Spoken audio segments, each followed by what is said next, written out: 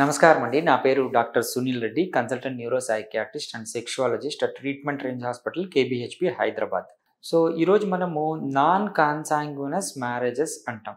దాని గురించి తెలుసుకుంటాం. అంటే మ్యారేజ్ అవుతుంది, వాళ్ళు సెక్షువల్ యాక్ట్ అంటే ఫస్ట్ నైట్ని పోస్ట్పోన్ చేసుకుంటారు. ఎందుకంటే వాళ్ళ కెరియర్ పరంగా కానీ, ఈవెన్ స్టడీస్ ఇబ్బంది అవ్వటమో, లేకపోతే పిల్లలు అప్పుడే కావటం ఇష్టం లేకనో, లేకపోతే లైఫ్ ఎంజాయ్ చేస్తామనో, ఎన్నో కారణాలు ఉంటాయి.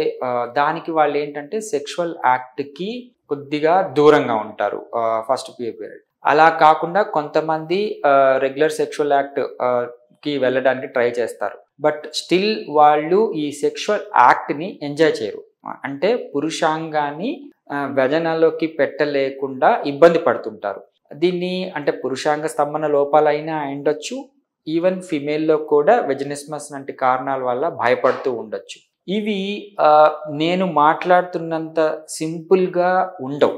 బేసికలీ ఒక ఫ్యామిలీ, ఒక రిలేషన్షిప్ అవి చాలా ఇబ్బంది పడే అంత మాటల యుద్ధానికి కానీ, ఫ్యామిలీ సోషల్ ఇష్యూస్కి కానీ వెళ్ళిపోతుంటాయి. ఇది ఏంటి అంటే పాపం వాళ్ళిద్దరి మధ్యలోనే కాకుండా, ఫ్యామిలీ హస్బెండ్ అండ్ వైఫ్ మధ్యలోనే కాకుండా బయట సోషల్ ఇష్యూ అయిపోయేంత వరకు వచ్చి స్టిగ్మా అనేది పెరిగిపోతుంది. అంటే సెక్షువల్ యాక్ట్ కలగట్లేదు, పిల్లలు కలగట్లేదు అన్న వరకు వెళ్ళిపోతుంది. దయచేసి మీరు అర్థం చేసుకోవాల్సింది ఏంటి అంటే, వాళ్ళ థాట్ ప్రాసెస్, రిలేషన్షిప్స్ అన్నీ బాగుంటాయి. అంటే ఒకళ్ళనొకళ్ళు అర్థం చేసుకుంటారు, హ్యాపీగానే ఉంటారు. బట్ ఈ సెక్షువల్ యాక్ట్కి ఎమోషన్స్తో పాటు వాళ్ళకి అంగస్తంభనకి సంబంధించి ఏమైనా లోపాలు ఉన్నాయా క్లారిఫై చేసుకోవాల్సి వస్తుంది. అదేవిధంగా అమ్మాయి.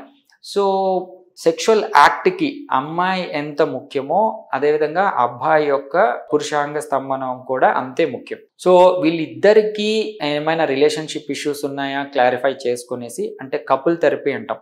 వాళ్ళిద్దరికీ సరిగా సాంగత్యం కుదరటం లేదు, ఆ అబ్బాయికి అంగం స్తంభించినప్పటికీ, అమ్మాయి అంత లోపాలు లేకుండా ఉన్నప్పటికీ ఇద్దరు కలవలేకపోతున్నారు అనేది చెప్పడం చాలా ఈజీ. కానీ బట్ వాళ్ళిద్దరి సమస్య ఒక్కొక్కరిది ఒక్కొక్క సమస్య ఉంటుంది. సో వాళ్ళకి కపుల్ థెరపీ అంటాం. కపుల్ థెరపీ అంటే వాళ్ళిద్దరితో కూర్చొని మాట్లాడాల్సి వస్తుంది.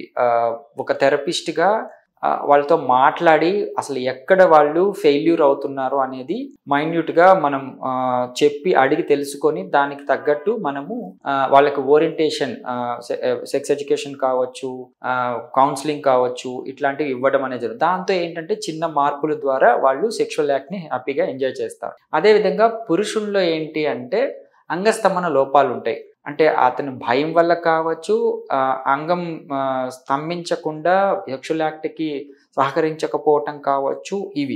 వీళ్ళకి మనము ఎటువంటి రీసెంట్లీ మ్యారీడ్ ఉంటారు, లేకపోతే మ్యారేజ్ అయ్యి కొంతకాలం గడిచుంటుంది, స్టిల్ సెక్షువల్ యాక్ట్కి వెళ్ళరు. వీళ్ళకి ఏంటంటే స్టిగ్మా ఉంటుంది, ఎవరితో చెప్పుకోలేరు, పెద్దవాళ్ళతో చెప్తే ఇబ్బంది అవుతుంది, వాళ్ళు ఏం చేయాలో అర్థం కాదు. సో అప్పుడు నన్ను కలవటం అనేది జరుగుతుంది. వీళ్ళకి ఎటువంటి సైడ్ ఎఫెక్ట్స్ లేకుండా, ఫ్యూచర్లో మళ్ళీ ఏమీ ఇబ్బంది కలగకుండా, పిల్లలకు కూడా ఇట్లాంటి మెడికేషన్స్, మనం ఇంజెక్షన్స్ ఏమి ఇవ్వం.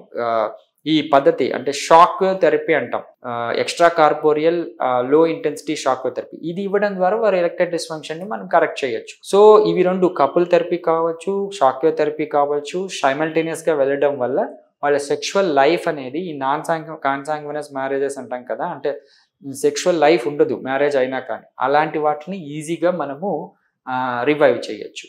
సో దీన్ని యూజ్ చేసుకోగలరు. Thank you.